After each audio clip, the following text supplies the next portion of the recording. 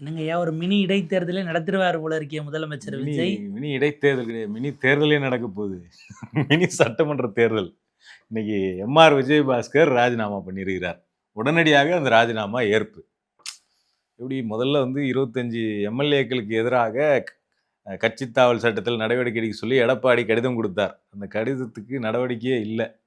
ஆனால் ராஜினாமா கடிதம் கொடுத்தா உடனடியாக ஏற்பு. ஸோ இப்போ எம்ஆர் விஜயபாஸ்கர், முதல்ல புதுக்கோட்டை விஜயபாஸ்கர், விராலிமலை விஜயபாஸ்கர், இப்போ கரூர் விஜயபாஸ்கர், 2 பாஸ்கர்களும் இப்போ தாவேக்காவில் போய் சேர்றதுக்கு தயாராகி வருகின்றனர் அப்படிங்கிறது தான் தகவல். அப்போ அதாவது தனியாக போக வேண்டாம், ஒரு கூட்டத்தை கூட்டலான்னு தான் அவர் வெயிட்டிங்கில் இருக்கார் விராலிமலைக்காரரு.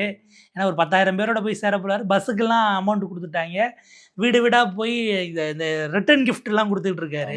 ஒரு பாக்ஸ், ஒரு குலாப் ஜாமுன் பாக்ஸ் ஒன்று, அப்புறம் ஒரு சில்வர் எவர் சில்வர் பாத்திரம் ஒன்று, இது போக கிஃப்ட் ஹேம்பர் அப்படின்ட்டு கிடந்த காலத்தில் கொடுத்த மாதிரிலாம் குழந்தைகளுக்கான பென்சில் வேற ஒன்று சேர்த்துருக்கிறார். அதில் ஃபேமிலியை மொத்தமாக கவர் பண்ணோம்ல.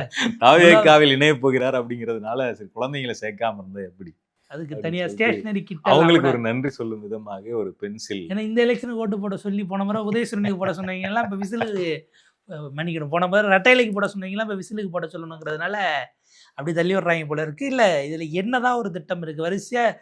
அதாவது இதுக்கு முன்னாடி விளையாட்டாக யாரோ ஒருத்தவங்க சமூக வலைதளத்தில் போட்டிருந்தாங்க, பேசாமல் தேர்தல் ஆணையம் இந்த பக்கம் போய் ஆதவர்ஜுனா புஷி ஆனந்த் அவர்கள்ட்ட கேட்டிங்கன்னா இன்னும் எவ்வளோ பேர் ராஜினாமா பண்ணலான்னு இருக்கிறீங்க, நாங்கள் மொத்தமாக நோட்டிஃபிகேஷன் அறிவிக்கணும், ஒவ்வொரு வியாழக்கிழமை சனிக்கிழமை நீங்கள் கூட்டுக்கிட்டு இருந்தீங்கன்னா சிக்கலாகும், மொத்தமாக ஒரு லிஸ்ட்டை கொடுத்தா நாங்கள் தோராயமாக வச்சிருந்து சேர்த்து அறிவிப்போம். எவ்வளோ நாள் நடத்தாமல் நாங்கள் வெயிட் பண்ணணும்னு சொல்லுங்க மொத்தமா. ஏன்னா நாங்க நடத்திட்டு அப்புறம் திருப்பி இன்னொரு 4 பேரை நீங்க வர வச்சீங்கன்னா அப்புறம் திருப்பி எங்களால பண்ண முடியாது.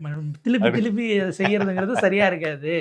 அப்படிங்கிறதுனால ஒரு தெளிவு விளக்கத்துக்கு வந்துடலாம். ஞானேஷ்குமாரி நேரடியா அவர் பனையூருக்கு வந்தாலும் சரி, இல்லை செக்ரட்டரியேட்லேயே போய் கூட கேட்கலாம். அவங்க தான் புதுக்கோட்டையில், கரூர் இந்த 2 மாவட்டத்திலையும் அதிமுக ஜெயிச்சிருந்தது அப்படிங்கிறதே ஒத்த சீட்டு தான். புதுக்கோட்டை மாவட்டத்தில் விஜயபாஸ்கர் மட்டும்தான், கரூர் மாவட்டத்தில் எம்ஆர் விஜயபாஸ்கர் மட்டும்தான். ஸோ இந்த 2 பேரும் போனதுனால அதிமுகவின் கவுண்ட் அப்படிங்கிறது புதுக்கோட்டை, கரூர் மாவட்டத்தில் 0வாக மாறுது. இதில் கவனிக்க வேண்டியது எம்ஆர் விஜயபாஸ்கர் விராலிமலையில் மட்டும்தான் அதிமுக அங்கே போட்டியிட்டது. ஐ திங்க் 5ன்னு நினைக்கிறேன். கந்தர்வக்கோட்டை இதெல்லாம் உள்ளடக்கி அங்கே போட்டியிட்டதே ஒன்று தான். கரூரில் அப்படி கிடையாது, அவங்க 4ம் போட்டிட்டாங்கன்னு நினைக்கிறேன். வேறு எதுவும் கூட்டணி கட்சி கொடுத்த மாதிரி தெரில. ஸோ அதில் கிருஷ்ணராயபுரம் மட்டும் தாவேக்கா ஜெயிச்சிருந்தது, மற்ற 2ம் திமுக, குளித்தலையும் இன்னொரு தொகுதியும். ஸோ இப்படியாக இருந்ததில் அது 0 ஆச்சுன்னா எம்எல்ஏக்கள் இதோட 6 பேர் போயிருக்காங்களே, 47 இருந்த டேலி 41 இருக்குது. பல்ஸ் ரேட் அப்படி இறங்கிட்டு போகிற மாதிரியே இருக்குங்கிறது எடப்பாடி பழனிசாமி புரிஞ்சுக்கிட்டாரான்னு நமக்கு. இதுக்கு வந்து செங்கோட்டையன் இது குதிரை பேரம் நடக்குது அப்படிங்கிற விமர்சனம் இருக்கு இல்லைங்களா. இது வரைக்கும் மொத்தமாக வந்து எத்தனை எம்எல்ஏ போயிருக்காங்கன்னா, முதல்ல ஒரு 4 எம்எல்ஏ போனாங்க. மதுராந்தகம், பெருந்துறை, தாராபுரம், அம்பாசமுத்திரம். அதுக்கப்புறம் வந்து விஜயபாஸ்கர் போனார். இப்போ இன்னொரு விஜயபாஸ்கர். ஸோ 6 பேர் எம்எல்ஏக்கள் போயிருக்கிறாங்க. ஸோ இந்த மாதிரி குதிரை பேரம் நடக்குது அப்படிங்கிற குற்றச்சாட்டுக்கு வந்து செங்கோட்டையன் பதில் சொல்லியிருக்கிறார். அப்படியேங்கப்பா, ஒரு மூத்த தலைவர், அவை முன்னவரா, சட்டமன்றத்தில் இருக்க மரியாதைக்குரியவர் என்ன சொல்லியிருக்காரு? ஏதோ ஆக்சுவலாக இந்த குற்றச்சாட்டு வச்சவர் யாருன்னா வானதி சீனிவாசன் வச்சிருக்கிறாங்க. குதிரை பேரம் நடக்குதுன்னு சொல்லிட்டு உடனே இவர் வந்துட்டு செங்கோட்டையன் வந்துட்டு, ஏன் பாஜக அரசு பண்ணலையா, மத்திய அரசு பண்ணலையா குதிரை பேரம், மகாராஷ்டிராவில் என்ன பண்ணீங்க, அதுதான் நாங்கள் பண்ணோம், எப்படி வந்தாங்க. அதனால நீங்க அந்த குதிரை பேரம்னு சொல்ல முடியாது. ராஜினாமா செய்து விட்டு சேருவது ஜனநாயக உரிமை. ஜனநாயக உரிமை அதுல போய் நாங்க தடுத்தோம்னா நாங்க ஜனநாயகத்துக்கு எதிரானவங்களா மாறிடுவோம்ல.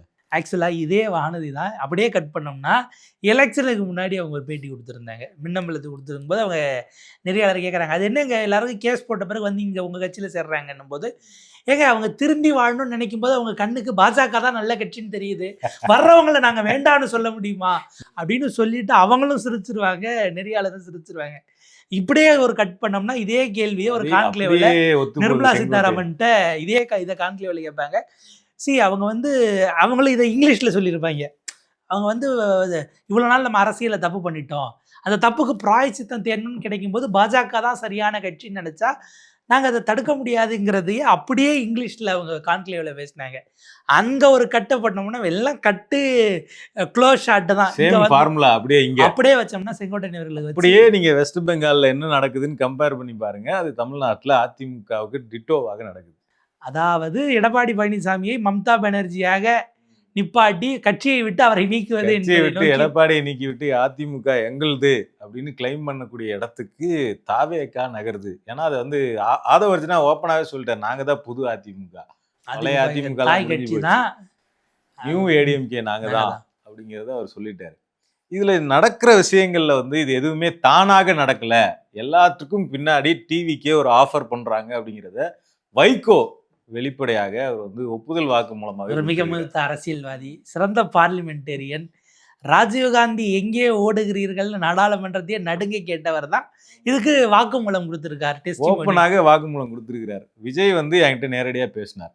நீங்க வந்து 2 எம்எல்ஏ உங்ககிட்ட இருக்கிறாங்க, அவங்க 2 பேரும் உதயசூரியன்ல ஜெயிச்சிருக்கிறாங்க, அவங்க 2 பேரையும் ராஜினாமா பண்ண சொல்லுங்க, அவங்க 2 பேருக்காக நான் கேம்பெயின் தரேன், அவங்க 2 பேரையும் மறுபடியும் எம்எல்ஏவாக நான் ஆக்குகிறேன் அப்படின்னு சொல்லி ராஜினாமா செய்ய சொல்லி விஜய் கேட்டார் அப்படின்னு ஓப்பன் ஸ்டேட்மெண்ட்டை வைகோ கொடுத்திருக்கிறார். அப்போ இது நடக்கிறதுக்கு பின்னாடி எதுவுமே அவங்களா ராஜினாமா பண்ணிட்டு போல, அவங்களுக்கு அழைப்பு விடுக்கப்படுது, நீங்க ராஜினாமா பண்ணிட்டு வாங்க, நாங்க உங்களுக்கு என்ன தேவையோ அதை இங்க பண்ணி கொடுக்குறோம் அப்படிங்கிற அழைப்பு விடப்படுது அப்படிங்கிறதுக்கு வைகோவினுடைய பேச்சு தான் ஆதாரம். அப்போ இதுக்கு முன்னாடி நடந்த ரிட்டையர்மெண்ட்டு, இதுக்கு பின்னாடி நடக்கிற ரிட்டையர்மெண்ட்டு, இனிமேல் நடக்க போகிற ரிட்டையர்மெண்ட் கூட இல்லை. இந்த ரெசிக்னேஷனுக்கெல்லாம் யார் பொறுப்பு? அந்த பொறுப்பு அப்படின்னா சபாநாயகருக்கான அடிப்படையே வாலண்டரியாக நீங்கள் ராஜினாமா பண்ணுறீங்களான்னு செக் பண்ண வேண்டியதான் அவருக்கான விஷயம். அவர் அந்த விதியெல்லாம் கோட் பண்ணி அந்த விதியின்படி அவரே மனம் ஒப்பி கொடுத்துட்டாருங்கிறாங்க. இசக்கி சுப்பையா அவர்கள் நினைக்கிற அந்த மாதிரி ராஜினாமா பண்ண போகும்போது முதல்ல 3 பேர் ராஜினாமா பண்ணாங்க, அப்புறம் அவர் பண்ணார்ல, பிரிண்டட் லெட்டரில் கையெழுத்து மட்டும் போட்டு கொண்டு போனார்னு இவர் வாங்கலை. ஏன்னா நீங்கள் வந்து நாளைக்கு கையெழுத்தை மட்டும் மிரட்டி வாங்கிட்டாங்கன்னு நீங்கள் சொல்ல வாய்ப்பு இருக்குது, கைப்பட கடிதம் எழுதி கொண்டு வரணும் அப்படின்ட்டாரு. அவர் அங்கேயே அவசரமாக பேனாவெல்லாம் வாங்கி பேப்பரில் எழுதி கையெழுத்து போட்டு கொடுத்த உடனே தான் வாங்கிட்டு அவ்வளவு ஸ்ட்ரிக்டானவராக. அமமுக எம்எல்ஏக்கு மட்டும்தான் ராஜினாமா பண்ற வேலை இல்லாமல் போயிடுச்சு, ஏன்னா இருந்தது அவர் ஒருத்தர் தான், அதனால அவருக்கு ராஜினாமா பண்ற சிக்கல் இல்லை. இதுலயே அவர் திரும்ப திரும்ப அங்கே புஷி ஆனந்த் அவர்களையும் மாதவர்ஜன் அவர்களையும் பல நேரத்தில் திரும்ப திரும்ப பார்க்குறாரு. இப்போ அவரு இந்த கட்சியிலேருந்து அதிகாரப்பூர்வமாக நீக்கிட்டாங்க, அவர் பார்ட்டியில் அன்அட்டாச்சு மெம்பராக தான் இருக்கிறார்.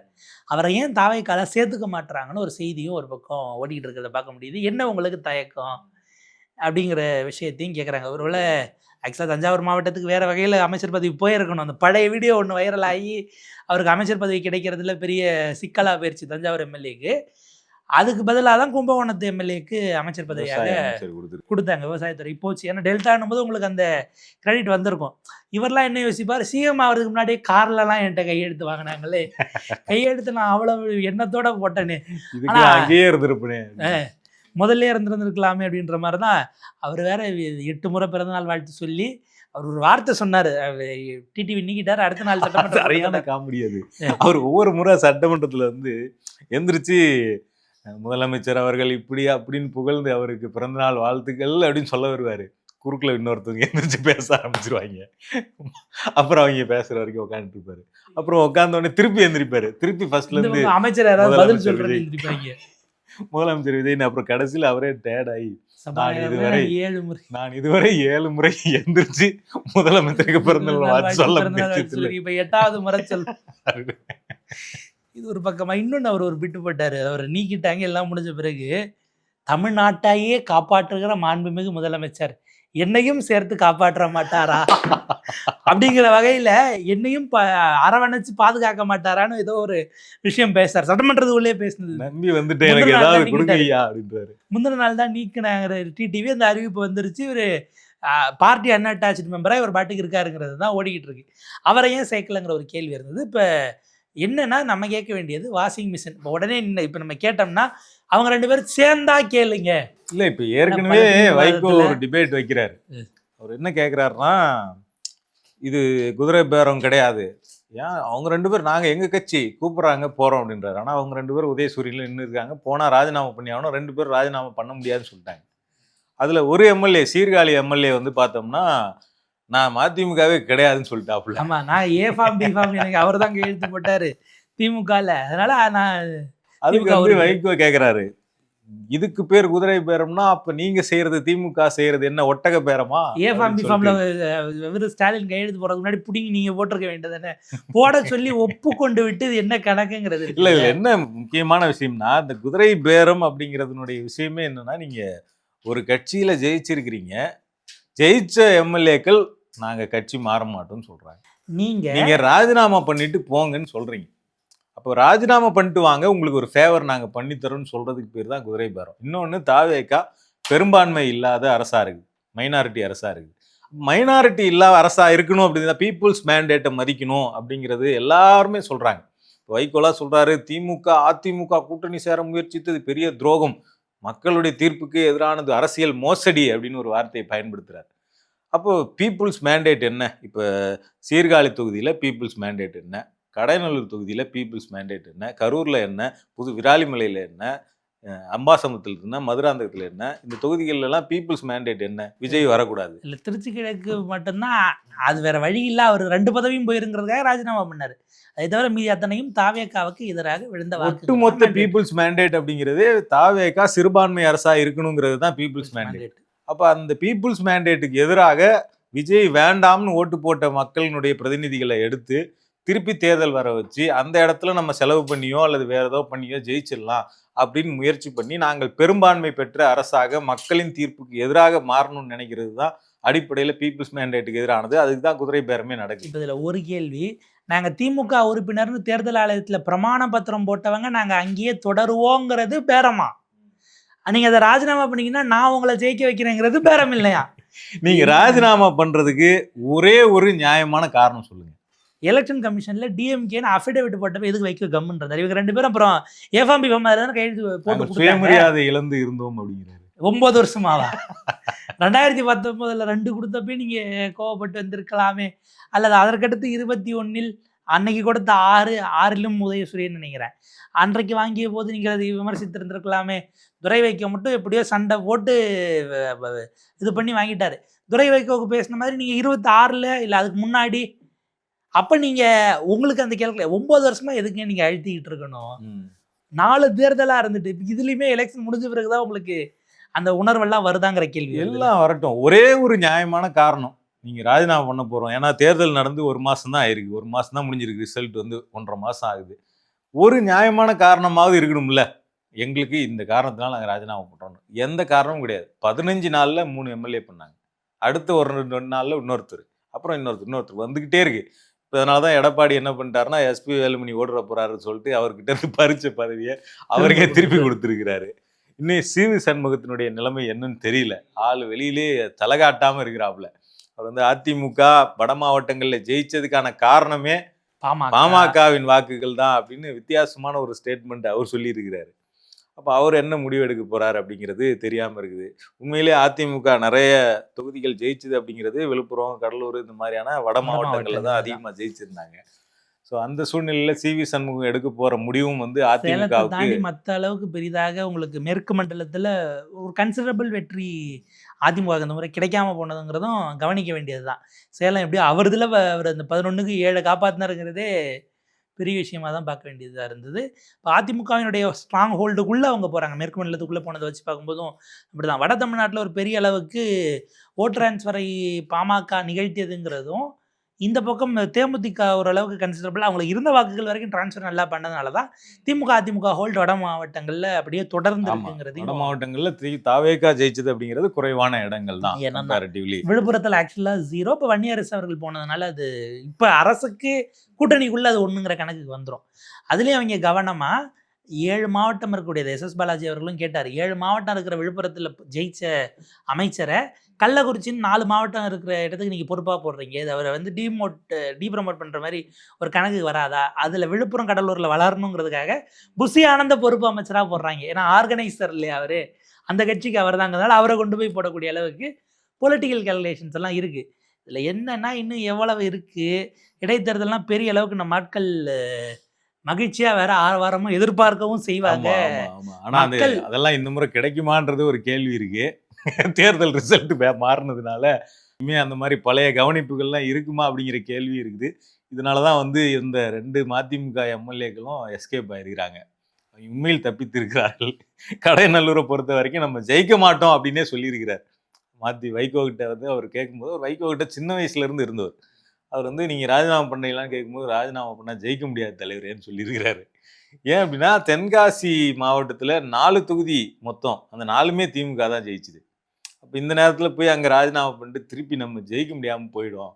இருந்த ஒரு சீட்டையும் எதுக்கு விடணும் அப்படின்னு அவருடைய ஆதங்கத்தை சொல்லியிருக்காரு. நான் வேணும்னா 5 வருஷம் கருப்பு துண்டோடய சட்டமன்றத்துக்கு போயிட்டு நான் மதிமுகல இருக்கிறேன். ஆனா ராஜினாமா பண்ண முடியாது அப்படிங்கறத சொல்லியிருக்கிறாரு. ஸோ நீங்களா நீங்கன்னா அது உங்க விருப்பங்கிற மாதிரி நான் முடிவெடுக்கல. இவங்கெல்லாம் எப்படி திமுகவா வெளியேறினதா அறிவிக்கணும்னு காத்திருந்து ட்ரிகர் பண்ணி ஒரு வேலை பார்த்தாங்களோ அந்த மாதிரி அவர் நீங்களா அனுப்புனா அனுப்புங்க, நான் அங்கே தான் இருக்கேன், நான் மதிமுக காரந்தான்னு வைகோக்கே ஒரு பஞ்சு கொடுத்துட்டு ராஜேந்திரன் அவர்கள் நினைக்கிறேன். ராஜேந்திரன் அவர்கள் திமு ராஜேந்திரன் ஏற்கனவே எடப்பாடி சட்டமன்றத்தை விட்டு வெளிநடப்பு பண்ணப்போ ஒரு 4 எம்எல்ஏ வெளில போகல அப்படிங்கிற சர்ச்சையெல்லாம் இருந்தது. இன்னும் லீமோரோஸ் அவர்கள்லாம் போலங்கிறத நம்ம ஆனா அவங்க ராஜினாமா பண்ணாங்க நம்பிக்கை இல்லை. ஏன்னா லால்குடியில நடந்த விஷயங்கள் வந்து மக்கள் இது வரைக்கும் அப்படி ஒரு தேர்தலை பார்த்துருக்க மாட்டாங்க. திருப்பி இடைத்தேர்தல் வந்து ஒன்றும் கொடுக்கலன்னா கடுப்பாயிடுவாங்க. எடப்பாடியார் 5 வருஷமும் ரெசார்ட்டுக்கு வாடகை கொடுத்து ஆட்கள் அடைச்சு வைக்கணுமாங்கிறதா இப்ப இருக்க கேள்வி. ஸோ வந்து தமிழ்நாடு இது வரைக்கும் பார்க்காத ஒரு அரசியல் சூழலை பார்த்துக்கிட்டு இருக்கு. அது வெறுமனே மாற்றம், தூய சக்தி அப்படிங்கிறதெல்லாம் தாண்டி தமிழ்நாட்டில் குதிரை பேர அரசியல் அப்படிங்கிறது தமிழ்நாட்டுக்கு ரொம்ப புதுசு. அதை வந்து தாவேகா தொடங்கி வச்சு நடத்திக்கிட்டு இருக்கு.